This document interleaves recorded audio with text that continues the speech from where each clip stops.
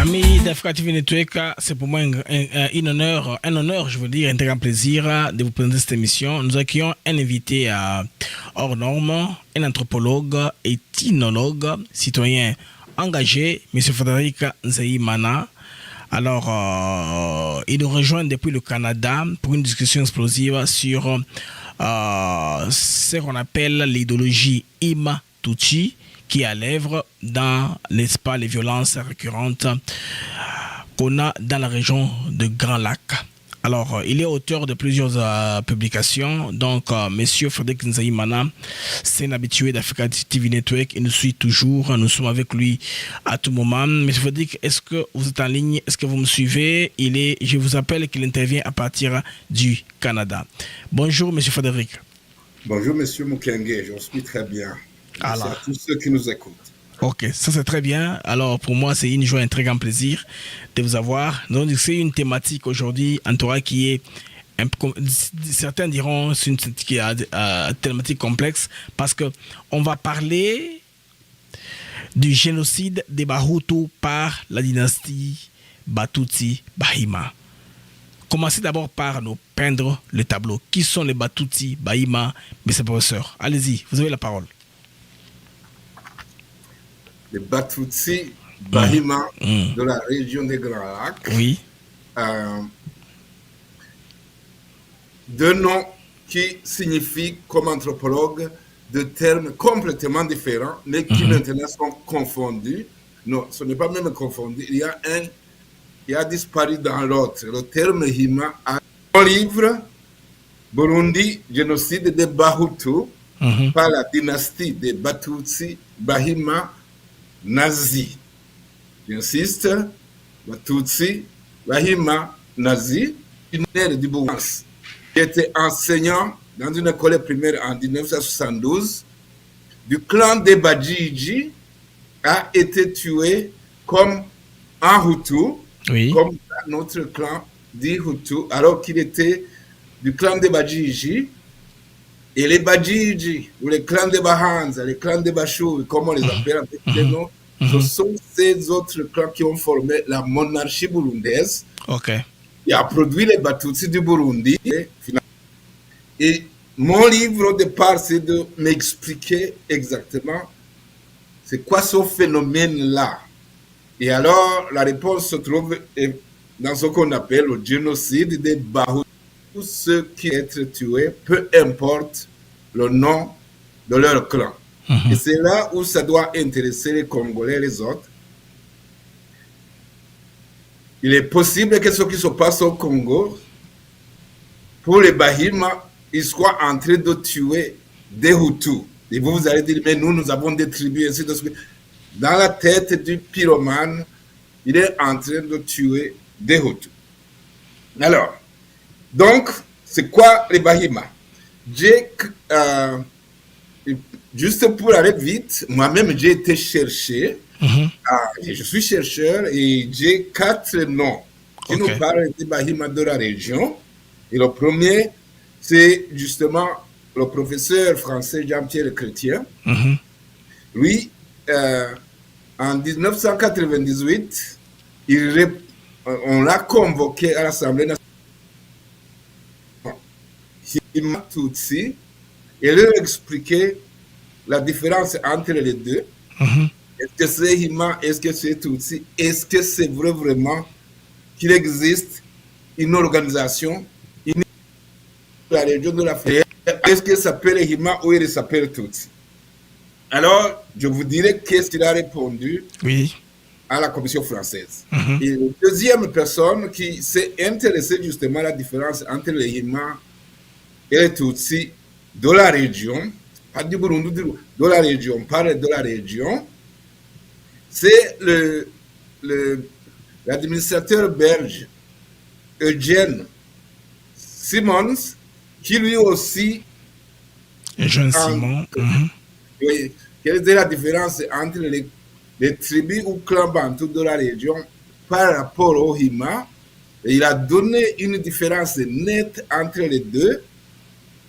Et le troisième chercheur qui a fait ça, c'est un prince du Burundi, qui lui aussi On a voulu le tuer comment au Burundi. Charles Balanyanka dans un livre qui s'appelle Le Burundi face à la croix et à la bannière.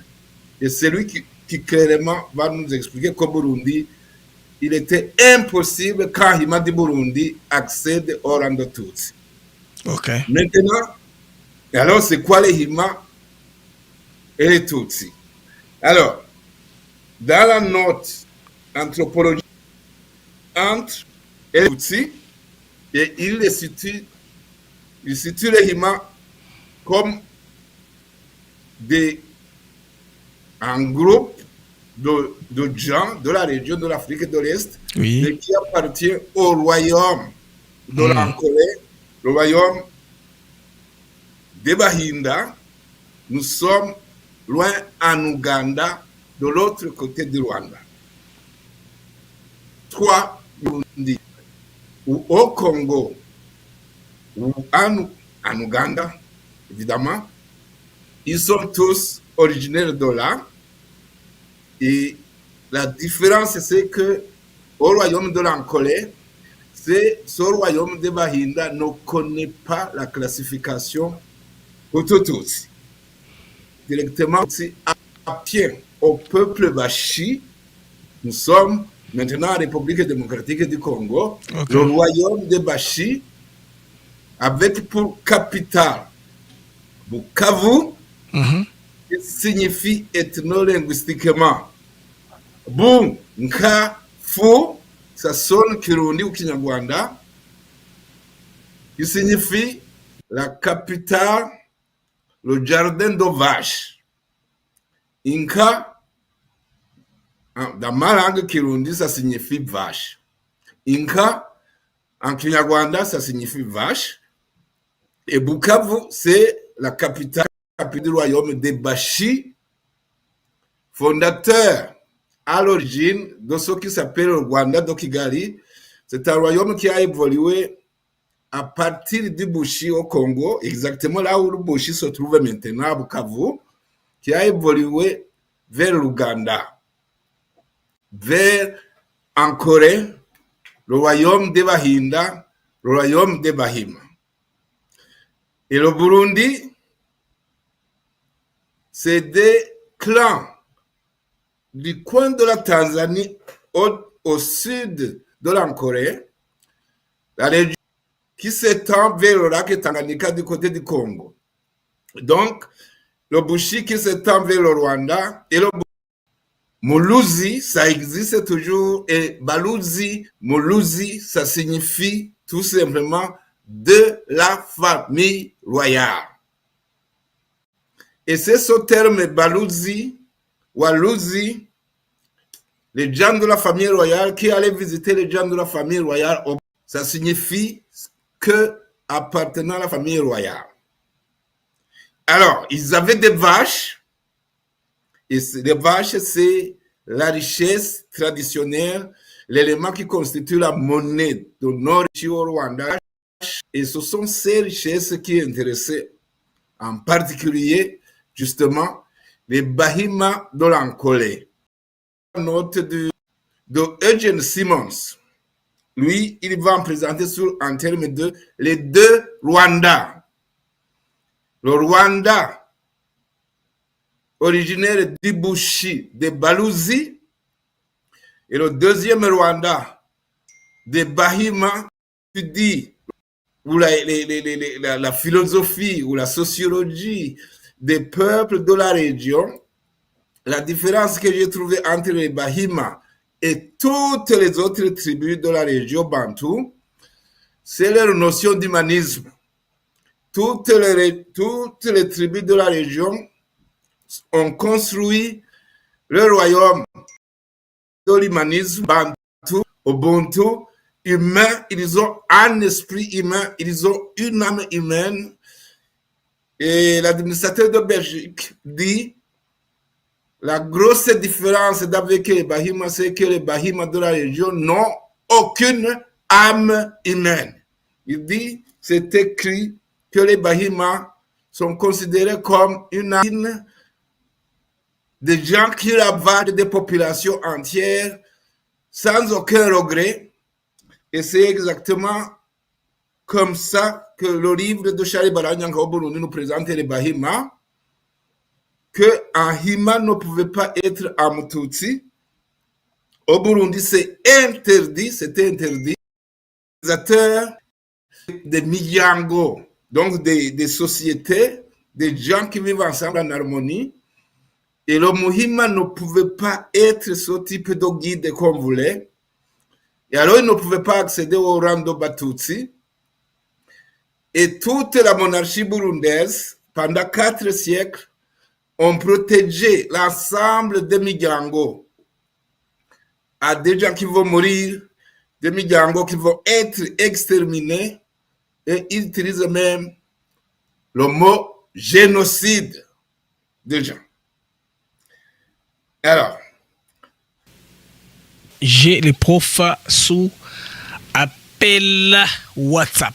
Alors, je l'ai appelé appel vidéo WhatsApp pour qu'il entre parce que ce qui fait contribuer est très important. L'ordinateur nous a fauché.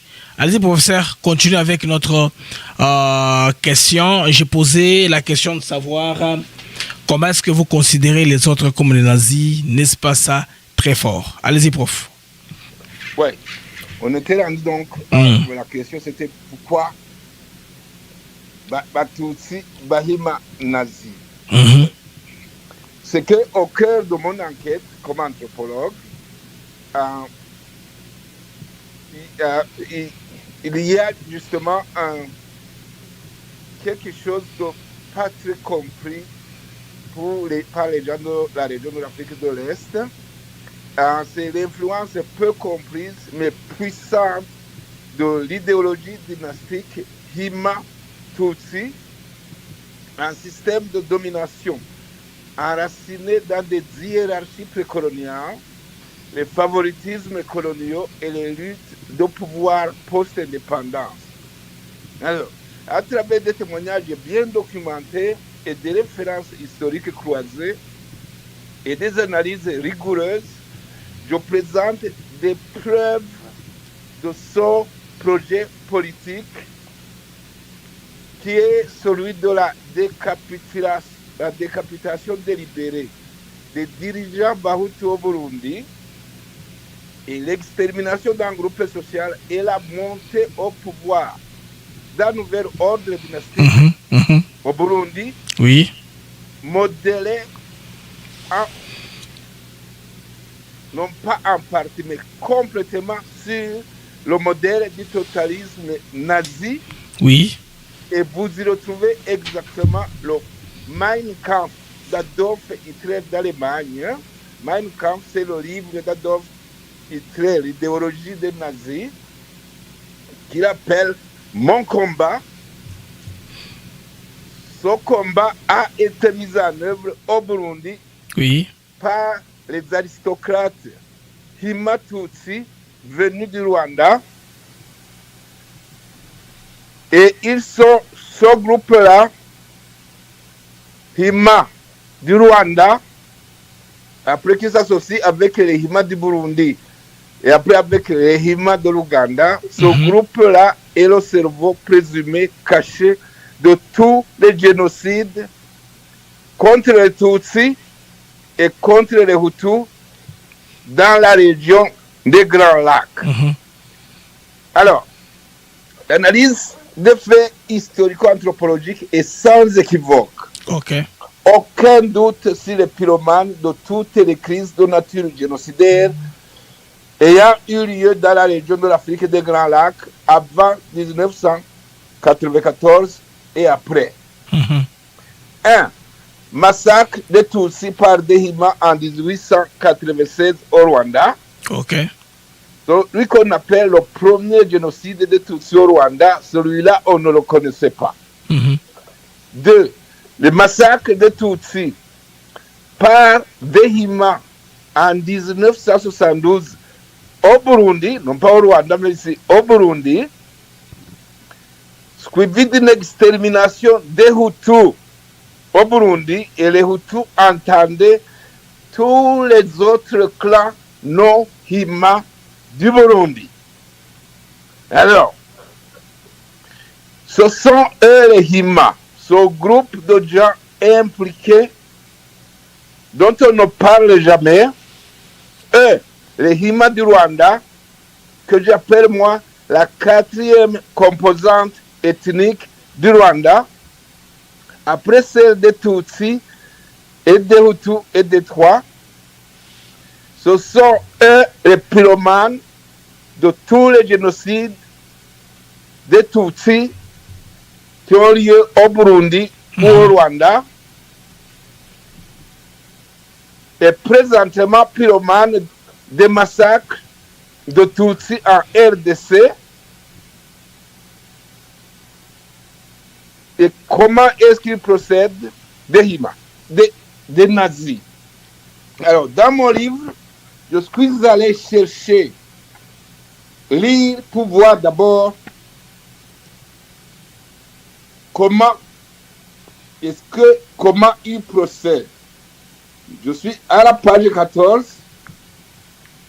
C'est là où j'écris l'Holocauste des Bahutu du Burundi, monté au pouvoir des Bahima, imitant le modèle du Führer Adolf Hitler de l'Allemagne nazie et de son Mein Kampf. Et j'écris les ressemblances entre le Führer Adolf Hitler de l'Allemagne nazie et le président Mututsi Muhima. Michel Micombero du Burundi sont incontestables. Je vous en donne seulement quelques gestes.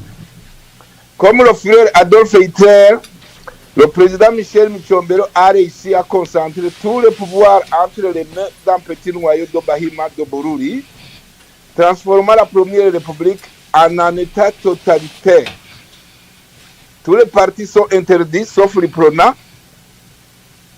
Et il va cumuler les postes, comme Adolf Hitler, les postes de Premier ministre, ministre de la Défense et ministre de la fonction publique. Exactement comme le Führer Adolf Hitler, le président Micombero a institutionnalisé une idéologie discriminatoire.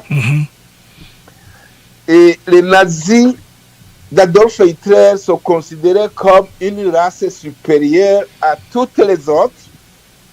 Et à partir de ça, ils hiérarchisent tous les autres humains. Et c'est comme ça qu'ils avaient placé les Juifs au bas de la hiérarchie. Et pour les nazis, ces personnes qui sont au bas de la hiérarchie doivent disparaître parce qu'ils dérangent énormément.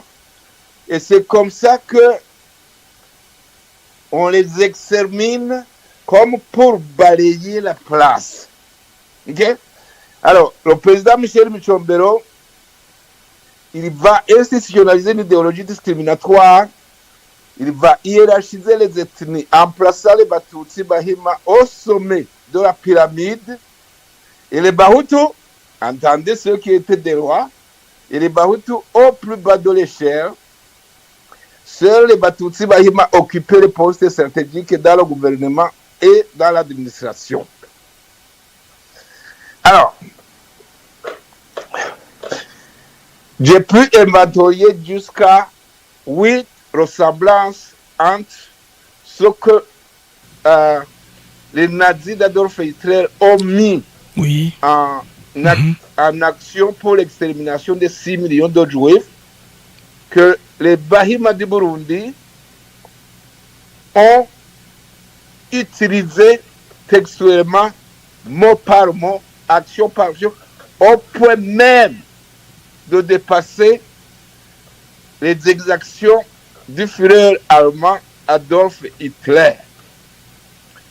Alors, le seul point qui reste à venir, c'est d'où est-ce que Micombero a tiré cela. Et c'est ça qui nous ramène au Rwanda. Micombero, quand il prend le pouvoir au Burundi, il a 25 ou 26 ans. Il vient juste de rentrer à l'école, nous sommes au début de l'enseignement. Au Burundi, on a connu qu'un seul système politique. C'est celui des monarques, celui de la dynastie des Baganwa, des Batutsi Baganwa. Alors, où est-ce que Micombero a pu apprendre comment renverser une monarchie qui était en place depuis 400 ans? D'où la réponse est simple. 1959. Ok. il apprend des réfugiés Tutsi, Bahima, arrivés du Rwanda, renversés par la révolution des Bahutu en 1959. Et ces réfugiés rwandais, quand ils arrivent au Burundi, on pensait que c'était des Tutsis. Mais finalement, dans mes enquêtes, ce n'était pas des Tutsis, c'était des Bahima. Mhm. Et pour le savoir, il faut revisiter l'histoire du Rwanda Ok. et revisiter ce que l'administrateur belge a dit les deux Rwanda. Le Rwanda de Bashi Baluzi et le Rwanda de Bahima du Karagwe. C'est en 1896 qu'au Rwanda, les Bahima du Karagwe ont renversé la monarchie d'origine Bashi, Mhm. la monarchie Batutsi Banyiginya, et ils l'ont remplacé complètement en exterminant tout n'importe qui appartenait à cette monarchie. S'il n'a pas fui Mhm. le Rwanda à ce moment, il a été exterminé par les Bahima. So, les Bahima ont fait une opération ethnique. Oui. Ok. Et c'est écrit que ça aurait dû être considéré comme le premier génocide des Tutsis du Rwanda. C'est écrit dans les documents. Alors, les Bahima, les Tutsis qui ont fui, ce sont le premier groupe de Rwandais qui est rentré au Congo, probablement dans Mulenge. Ce sont des Tutsis qui appartiennent à ces groupes qui étaient exterminés, qui ont fui le premier génocide des Tutsis du Rwanda. Je veux dire avant 1959. On l'appelle le coup d'État de Ruchunchu. La reine mère de nom Kanjogera, tous les Rwandais connaissent son nom. Elle était Hima Ngega du Karagwe.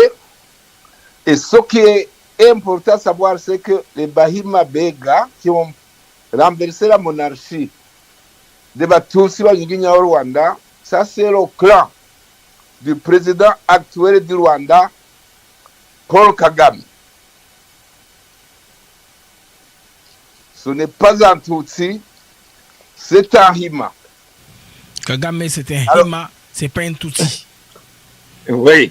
Ok. Ah, dans leur stratégie, quand ils renversent une monarchie Tutsi, ils récupèrent seulement le nom. Et c'est comme ça que toutes les personnes, nous tous qui avons évolué après 1896, que ce soit au Rwanda ou au Burundi, on pensait qu'au Rwanda, qu'il n'y avait pas de Hima, qu'il y avait seulement des Bahutu et des Batutsi et des Batwa, parce qu'ils ne veulent pas qu'on les nomme par l'âme viciée, par l'âme inhumaine, parce que c'est ça que ça signifie. Ils se font passer pour des Tutsis pour dire qu'ils sont très bons, comme les Batutsi.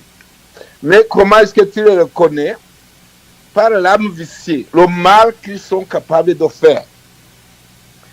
Imaginez-vous tuer 11 millions de personnes dans la République démocratique du Congo et vous n'avez jamais entendu le président Paul Kagame au moins dire mais ma fin, ça ne les émerveille pas quand ils assassinent des gens, parce que c'est comme ça qu'ils procèdent. Alors, ils n'ont pas de remords, donc ils sont la faiblesse, c'est qu'ils sont dans le sang, ils aiment bien tuer. C'est pourquoi ils n'ont pas, ils aiment éliminer les gens. C'est pourquoi ils n'ont pas de remords, parce que quand vous parlez que éliminer les gens, pour eux c'est ça leur seconde nature. C'est comme ça.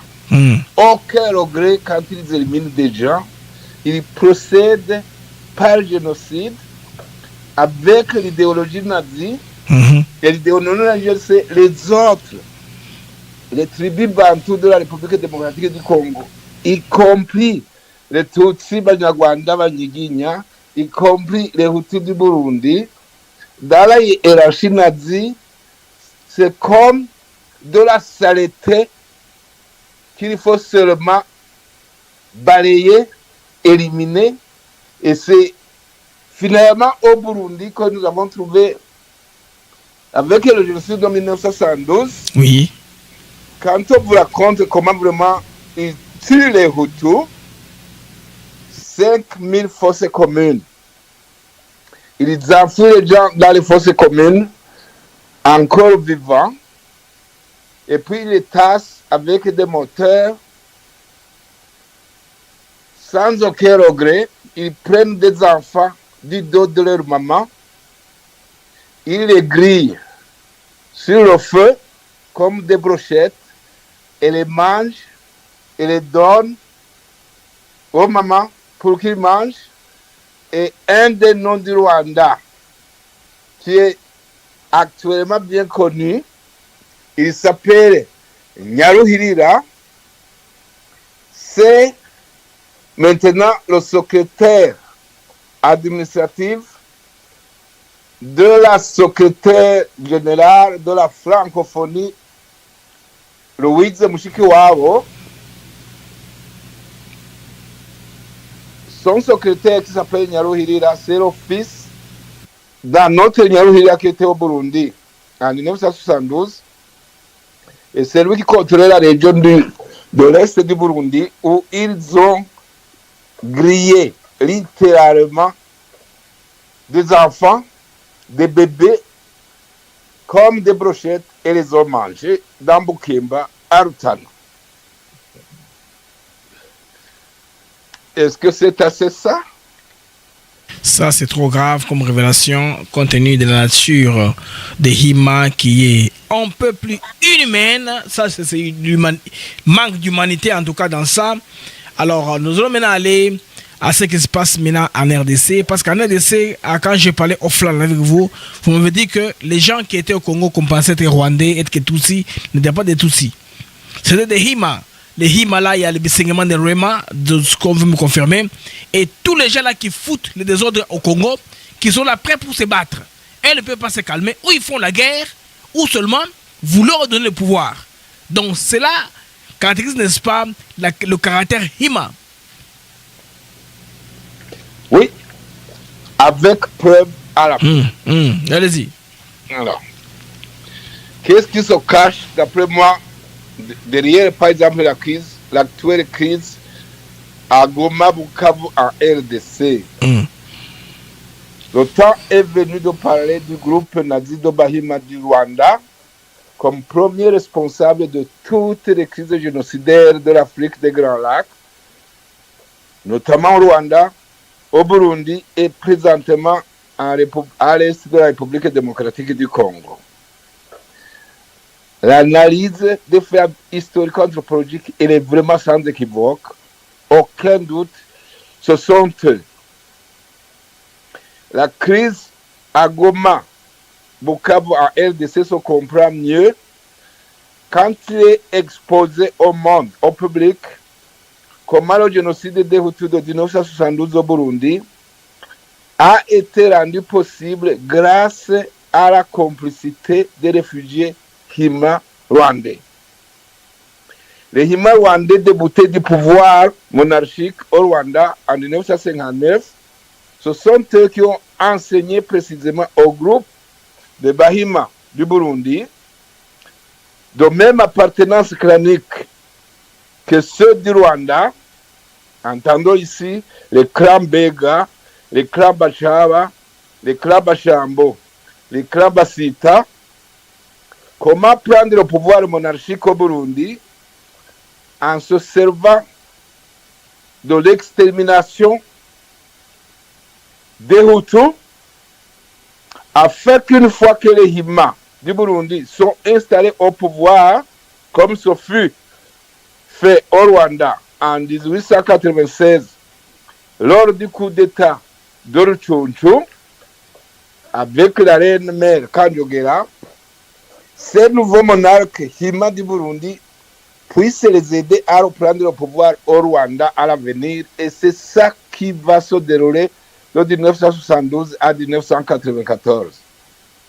C'est un stratagème nazi utilisé au Burundi qui consistait, j'insiste, un stratagème qui consiste à sacrifier des Tutsis, surtout d'appartenance clanique autre que Hima, pour en accuser les Hutus et se donner un prétexte et une justification de les exterminer par la suite.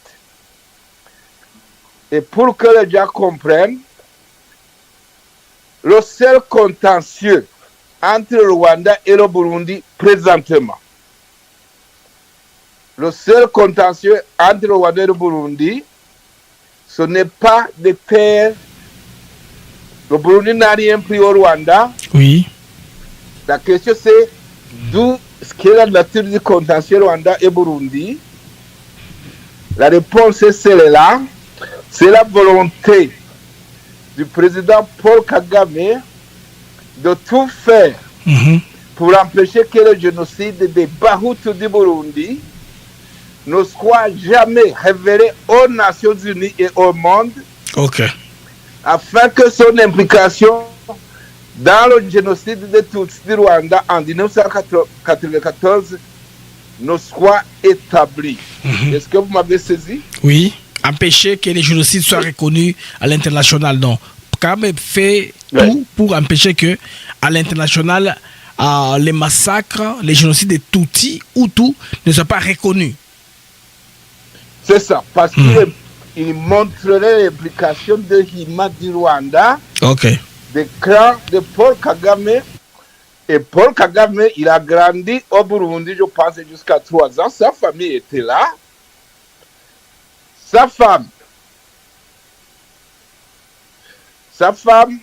la première dame du Rwanda, elle est du clan Bachaba, elle a grandi au Burundi, donc sa famille était là. Et c'est dans la famille de la première dame du Rwanda que le président Michel Micombero du Burundi, le premier, a tout appris. C'est là où il a été entraîné. Il a eu le mentor pour prendre le pouvoir et on va t'aider, on va l'instruire. Alors, donc, ce qui dérange le président Hima du Rwanda, Paul Kagame, c'est tout simplement que le génocide des Hutus du Burundi ne soit révélé au monde pour qu'on puisse déchiffrer à l'intérieur la responsabilité des Hima du Rwanda. Et les véritables motivations qui poussent le président Hima du Rwanda, Paul Kagame, à financer militairement des attaques de groupes rebelles de Tutsi Bahima Burundi tels que Red Tabara. On en parle de Red Tabara au Congo, non? C'est Red Tabara. Oui. Ce ne sont, anthropologiquement, c'est un groupe de Bahima du Burundi. Vous m'avez entendu? Red Tabara, c'est un groupe de Bahima du Burundi. Et ils sont financés par le Rwanda pour aller assassiner des Batutsi de Mulenge afin de pouvoir accuser les tribus de la République démocratique du Congo ou le gouvernement lui-même de vouloir exterminer les Tutsis du Congo. Ok.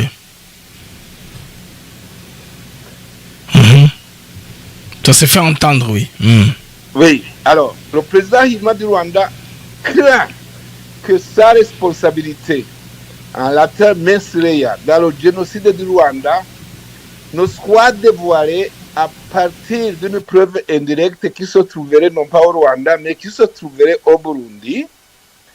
Et alors, ça nous ramène à ce que le président du Congo, Tshisekedi, avait dit qu'il démontrerait que le président du Rwanda, c'est l'équivalent d'Adolf Hitler de la région de l'Afrique de l'Est.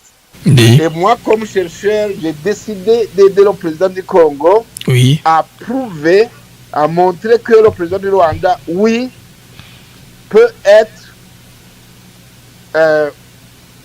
on peut démontrer comment il est assimilable au dictateur nazi Adolf Hitler qui a bouleversé l'histoire du XXe siècle. Et c'est ce que mon livre essaye de faire. Alors,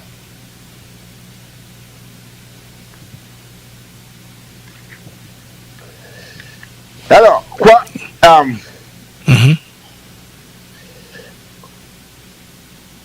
complicité démontrée donc des réfugiés Tutsi Bahima rwandais dans le génocide des Bahutu du Burundi.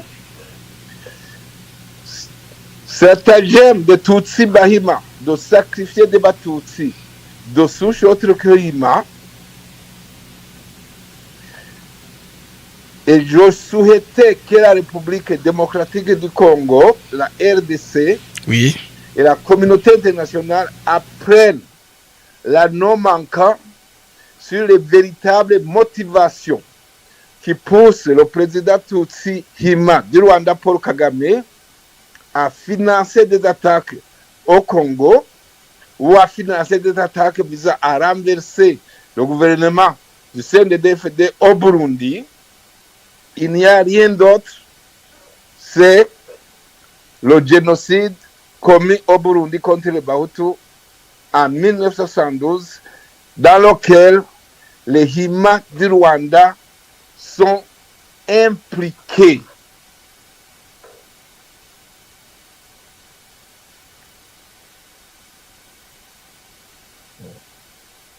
Que grave de votre part. Maintenant, on va chuter parce que les conditions techniques ne sont pas à point, mais quand même, les gens ont entendu. On ne peut pas commencer une mission puis c'est pas moi la reprogrammer encore. Quand même, les 40 minutes que nous avons enregistrées d'antenne ici, les Congolais, les Africains, les Burundais, les Rwandais, en tout cas, ont eu beaucoup de relations. Non, la solution maintenant, réconciliation. Peut-on encore parler des réconciliations régionales avec des thèses d'idéologie en arrière-plan? L'idéologie qui est devant ici d'exterminer les autres par les Hima, pensez-vous vraiment qu'on peut parler un jour d'espérer à une réconciliation nationale? Parce que la RDC, mon pays, est championne des initiatives là. Ce que les Américains appellent forum shopping. Ils sont champions des initiatives. Dialogue. Est-ce que tout cela aura au moins une solution compte tenu des mentalités des uns des autres dans l'arrière-plan? Surtout de la nature. Vous voyez? De la nature des Hima. Pourrons parler franchement d'une réconciliation possible en Afrique des Grands Lacs?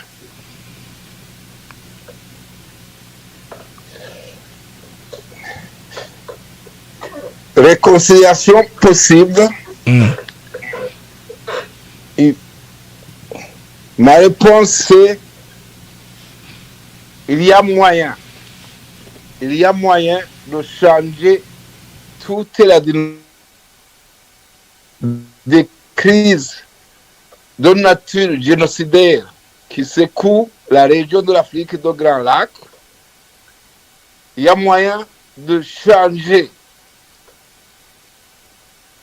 la source de toutes ces crises, et comme toutes les violences sont provoquées par le même groupe, que ce soit au Rwanda, que ce soit au Burundi et maintenant que ce soit en RDC,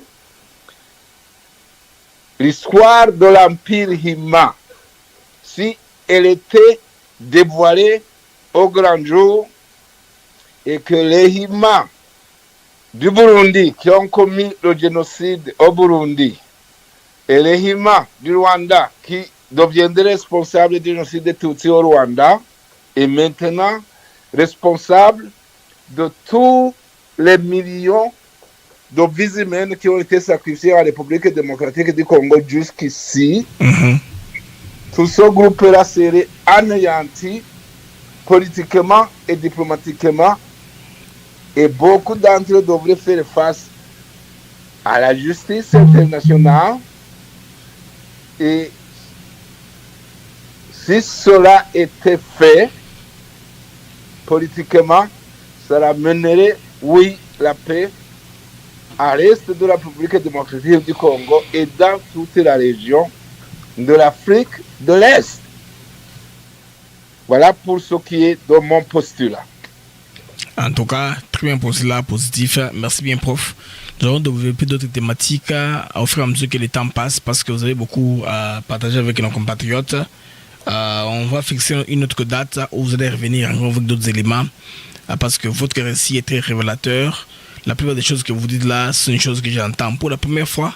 Pour moi au moins, c'est très important. Je suis au parfum de l'information sur le Grand Lac. Mais beaucoup de choses que vous dites là, c'est la première fois en tout cas que moi je les entends. Un tel développement un peu en profondeur avec des nuances tant anthropologiques qu'ethnologiques. C'est très important que les Congolais comprennent l'essence du terme. C'est ça qui nous envoie dans la confusion.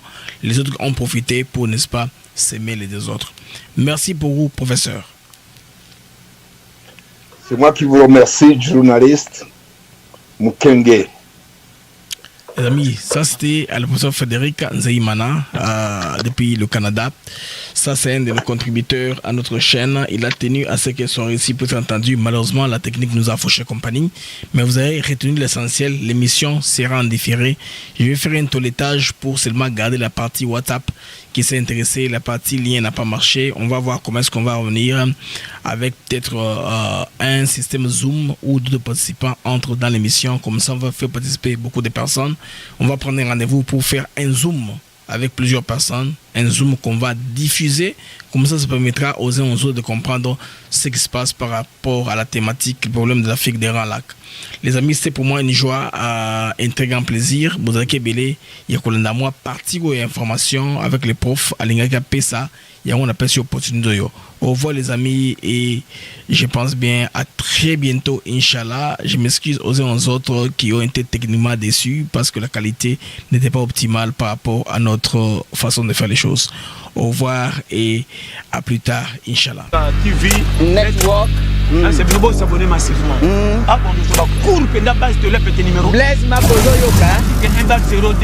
Je suis Franco Bongan avec Franco Record. Et je suis ici live avec Africa TV Network. Ciao. Hi, you guys. You're watching Africa TV Network. S'abonner. Africa Network TV. Welcome to African TV Network.